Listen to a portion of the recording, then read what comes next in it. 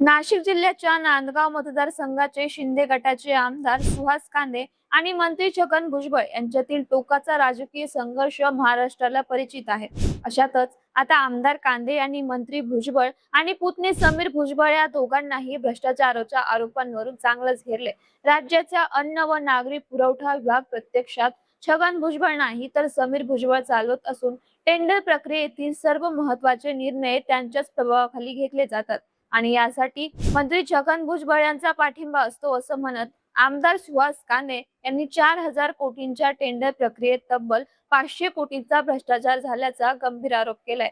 या संदर्भात त्यांनी 9 जुलैला विधान भवनाच्या पायऱ्यांवर बसून जोरदार घोषणाबाजी करत आंदोलन केलं. अन्न व नागरी पुरवठा विभागातील संबंधित निविदा तात्काळ रद्द करून या संपूर्ण प्रकरणाची विशेष तपास पथकामार्फत अर्थात SIT मार्फत चौकशी करण्याची मागणी आमदार कांदेंनी केली आहे. सोबतच या प्रकरणी समीर भुजबळ यांच्याही भूमिकेची चौकशी करण्यात यावी अशी मागणी त्यांनी लावून धरली आहे. त्यामुळे आता भुजबळ काका पुतणे अडचणीत आल्याचं बोललं जात आहे. पण हे सगळं प्रकरण नक्की काय आहे, आमदार सुहास कांदेचे गंभीर आरोप आणि मागण्या काय आहेत, यावर माजी खासदार समीर भुजबळ यांनी काय सांगितलंय तेच या व्हिडिओच्या माध्यमातून जाणून घेऊया.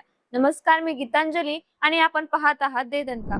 मंडळी, विधिमंडळाच्या अधिवेशनादरम्यान विधान भवनाच्या पायऱ्यांवर विरोधक सत्ताधाऱ्यांविरोधात आंदोलन करतात. हे आपण अनेकदा पाहिले, पण गुरुवारी मात्र सत्ताधारी पक्षातील आमदारांनीच सत्ताधारी मंत्र्यांविरुद्ध आंदोलन केल्याने सर्वांनाच आश्चर्य वाटलं. म्हणूनच विरोधकांसह सत्ताधारी आमदार मंत्र्यांनी देखील आमदार सुहास कांदे यांची आंदोलनस्थळी भेट घेत विचारपूस केली.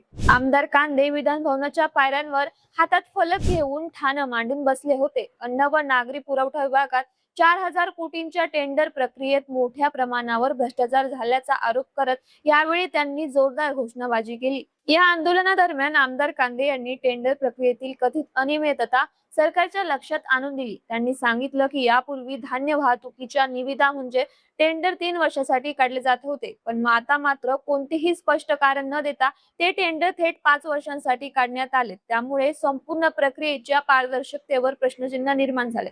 तसेच धान्य वाहतूक करणाऱ्या वाहनांची तपासणी करण्याचे अधिकार जिल्हाधिकारी, प्रांताधिकारी, तहसीलदार आणि नायब तहसीलदार यांच्याकडून काढून घेऊन ते केवळ अन्न व नागरी पुरवठा विभागाकडेच ठेवण्यात आल्याचा मुद्दा आमदार कांदे यांनी उपस्थित केला. या निर्णयामुळे तपासणी यंत्रणा कमकुवत झाली असून गैरव्यवहाराला संरक्षण मिळत असल्याचा आरोप त्यांनी केला. याशिवाय वाहतूक दर प्रति टन वाढवण्यात आले असून पूर्वी कमी दरात हमालीचा समावेश होता, आता मात्र दर वाढूनही हमालीचा समावेश का नाही? त्यामुळे राज्यातील 2 ते 2.5 लाख माथाडी हमालांचा बेरोजगारीचा प्रश्न देखील निर्माण झालाय. अशी विपरीत परिस्थिती असताना देखील अजून कारणे स्पष्ट करण्यात आलेली नाही असंही आमदार कांदेंनी नमूद केलं.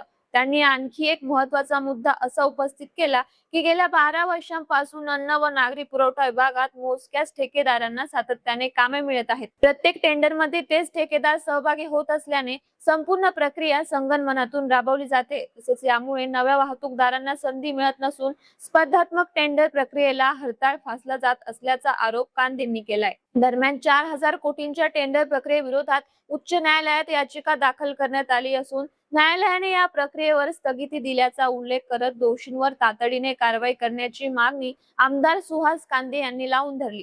थोडक्यात आपल्या आंदोलनादरम्यान 4,000 कोटी रुपयांचा निविदा तात्काळ रद्द करणे, संबंधित शासन निर्णय मागे घेणे, या संपूर्ण प्रकरणाची SIT मार्फत चौकशी करणे, तसेच संबंधित अधिकारी व ठेकेदारांवर गुन्हे दाखल करणे अशी संपूर्ण प्रक्रिया पारदर्शक पद्धतीने नव्याने राबवणे अशा प्रमुख मागण्या सरकारकडे केल्या. तर आंदोलनानंतर प्रसार माध्यमांशी बोलताना त्यांनी सांगितलं की गरिबांच्या रेशनवरील प्रत्येक घास सुरक्षित राहायला पाहिजे. या प्रकरणातील दोषींवर कठोर कारवाई होईपर्यंत माझा लढा सुरूच राहील.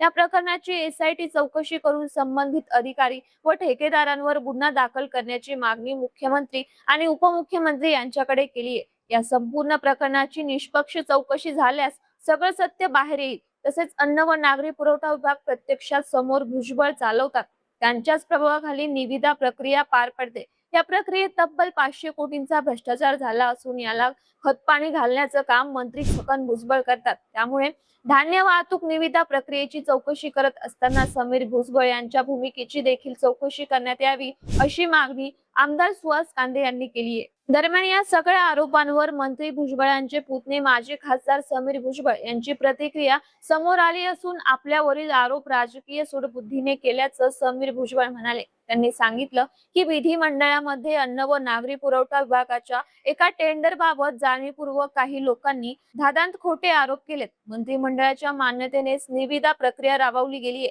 या निविदा प्रक्रियेविरोधात काही याचिका मुंबई उच्च न्यायालयात दाखल करण्यात आल्या असून हे प्रकरण न्यायप्रविष्ट आहे. न्यायालय यामध्ये योग्य तो निर्णय देईल आणि अन्न व नागरी पुरवठा विभाग याची अंमलबजावणी करेल.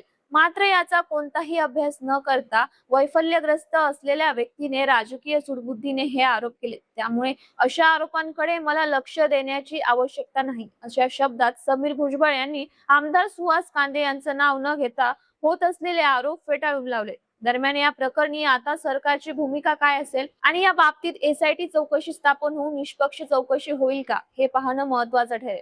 बाकी 4,000 कोटींच्या टेंडरमध्ये 500 कोटींचा भ्रष्टाचार झाल्याच्या आरोपासंदर्भात तुम्हाला काय वाटतं? तुमच्या प्रतिक्रिया आम्हाला कमेंटमध्ये नक्की कळवा आणि दे दणका चॅनलला सबस्क्राईब करायला विसरू नका.